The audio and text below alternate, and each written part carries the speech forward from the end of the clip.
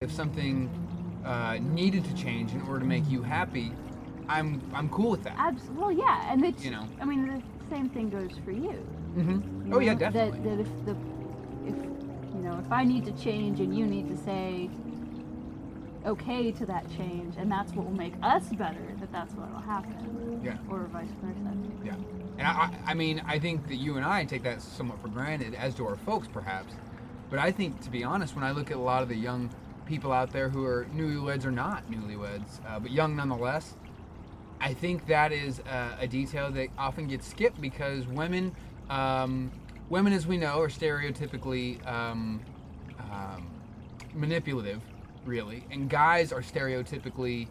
What are guys stereotypically? I guess. Passive, I guess. Well, actually, in your experience, they are passive, though guys are often known as aggressors. But that's kind of interesting because you didn't marry a passive guy. No, on purpose. Yeah. But I mean, guys are kind of known to be like, yes, whatever. Whether or not That's they true. feel like, I mean, regardless of their, opinion. That's true. They just kind of go with, just say yes to the wife. I don't know how many.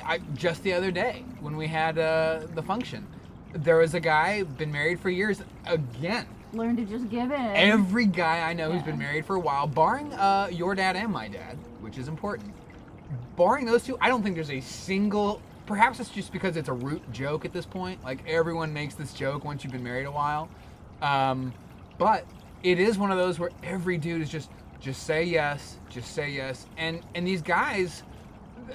I would think it was just kind of a stock reference, stock joke. If I didn't see the deadness in their eyes, that's the thing. Especially the guy that talked to you last. Yeah.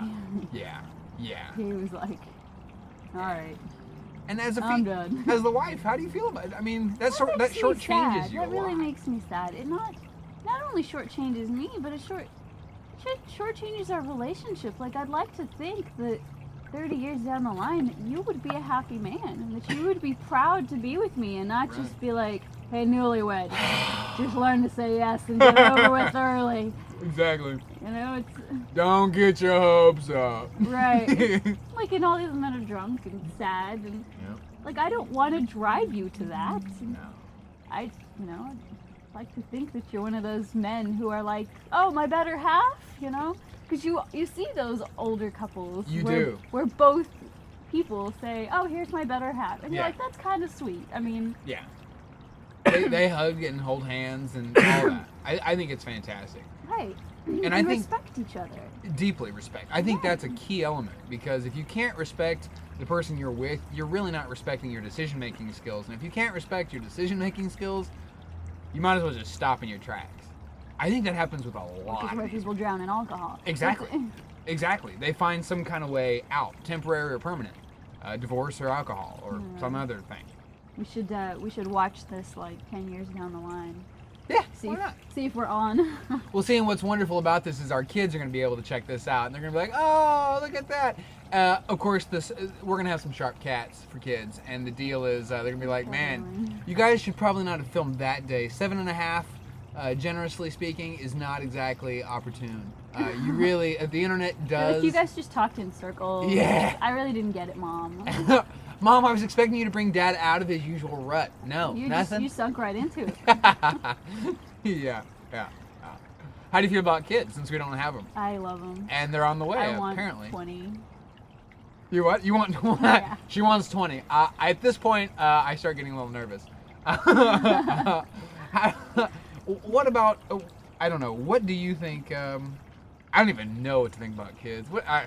I don't think men know what to think about kids until they're holding their own children. Because they don't know. I think once you see it, once it's yours, I think then that part of the man that's like fatherly, that parental love thing, that kicks in. I think women are actually born with it. Yeah, the maybe. maternal desire, the maternal instinct or whatever. Because even as little girls, if mommy has a baby, little girl wants a baby. She has her doll. She takes care of her little doll. And, and women are often the caretakers of other people's children, nannies and nurses and stuff like that. And so I think women have that instinct more, which is why, because if you think about it, you're like, I mean, rationally, do I want a baby?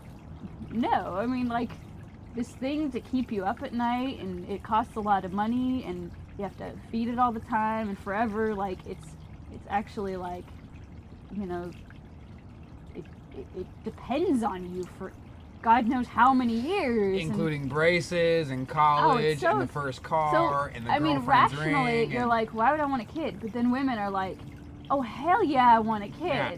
You know, because there's that instinct to love this thing. Like, you're never gonna love anything else in the world. Like, you want to create it, you want to perpetuate it, and it's that natural drive that I think women have before the child and men get when they see their child. I think I think you're right, and I also think I can only speak for myself in this case. As an only child, she's not an only child. She has siblings, and she's kind of used to the idea of having multiple children, and this is something that has taken me a while to get used to. Not other people having multiple children, us having multiple children. It does kind of. I don't know, it's a little freaky. I think that scares you more than the idea of having children. It scares me about as much, but I have to say my fear of both has actually decreased, and it is decreasing the more I think about it, because there's acclimating to the idea that is a wacky idea. You're totally responsible for these little young bucks. It's really freaky deaky. It really is. It's awesome. It's awesome, but it's such a responsibility that you're never going to be ready for it. You're never going to be ready. I mean, nobody is. The idea of multiplying that. Oh hell yeah! Like, I can't imagine growing up without my siblings. I would have been robbed of the joy of my world. Like, she just said my life was vacant. I did not. I'm just playing. No, I'm just playing.